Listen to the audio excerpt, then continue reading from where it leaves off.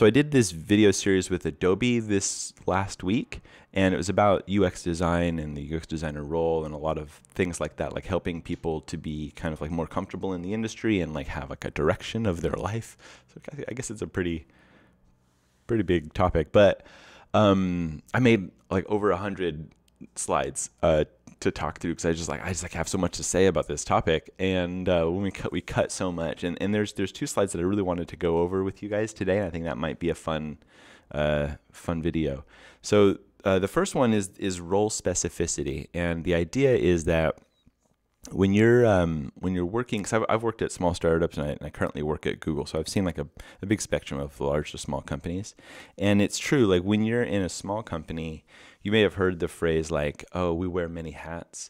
That's totally true. There's a lot to be done and not a lot of people to do it, so you have to be flexible and pliable in your process and in your methodology and in your skill set, and you have to try new things and fail at them, and like, so small companies and startups are a great way to learn like a wide variety. And what's nice about when you come to like a big variety of problems and skills that are needed to solve those problems is that you learn what you like and what you don't like. So it's a really great testing area to be like, am I into animation? Is that what I'm really about? And then you can just kind of like figure it out through the process of trial, and hopefully get paid while you do it. But as you move into large companies here, there's more people, and the specificity of what they need from you gets more defined and clear. And so now when I'm at Google, like there's like paragraphs of like what I should be doing and what makes a good version of, the interaction designer that I'm supposed to be, the kind of outputs and things like that. And you definitely have to walk this balance between fitting the role. Like the fit is important at a large company because like it's moving, it's a constant machine, and also like creating your unique value. And I think that's what this next slide speaks to a lot. So I watched this video from Mike Locke, a really cool guy on YouTube, and he talks about UX and design and industry a lot, and he's super smart. So I'd recommend that if you're interested in these topics. But he was saying in a recent video that like the young people come into the industry and they'd be like, I'm this, I'm that, I'm this. Like when this is actually a really great description of me 10 years ago or 13 years ago, where I was like, yeah, I'm an animator. I can do illustrations. I can do web design. I can do like your t-shirt. I can make some flyers. Like I can, do these. And it's true. Like I was just like trying out all these things and thrashing and figuring out what I like. But the problem with kind of like doing all this thrashing in public is that it's hard to create a story around what you do.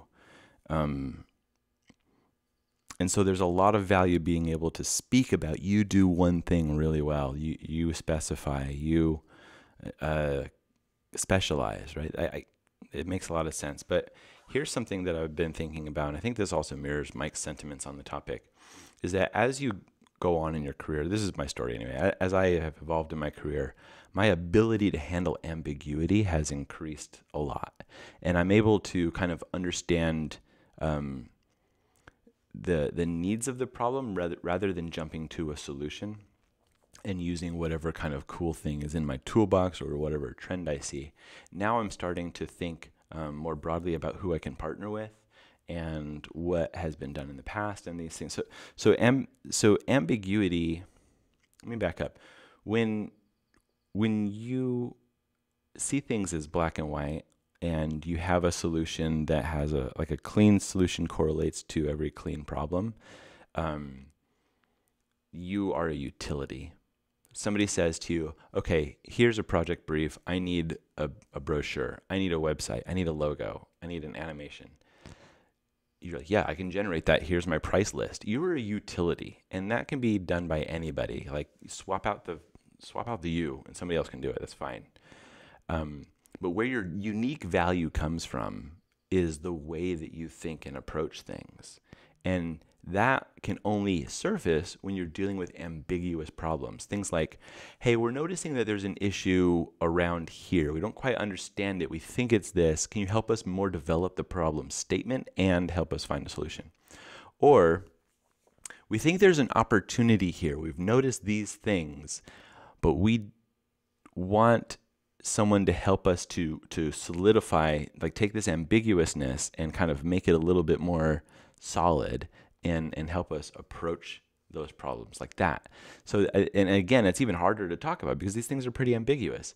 But when you're able to go into that area of critical thinking, of design work, that's when your unique value really tends to come through. And that's when you can start commanding a higher rate, when you can start commanding a higher pay, because you're adding more value to the client as opposed to like generating an artifact, which is like a brochure or a logo, right? You want to be less in the area of on the left here, where you're generating artifacts like a utility, and more on the right, where you're generating partnerships and relationships, and you're attacking problem spaces. And so your output becomes less a logo and more a plan or a concept or an approach or an insight. I know it's hard to talk about because that's the nature of ambiguity, but this is kind of like a slide that didn't really make it, and now that I'm speaking through it, I realize why. Anyway, have a I'm recording in the morning right now. Have a good morning. Have a good Saturday morning, and we'll talk to you another time.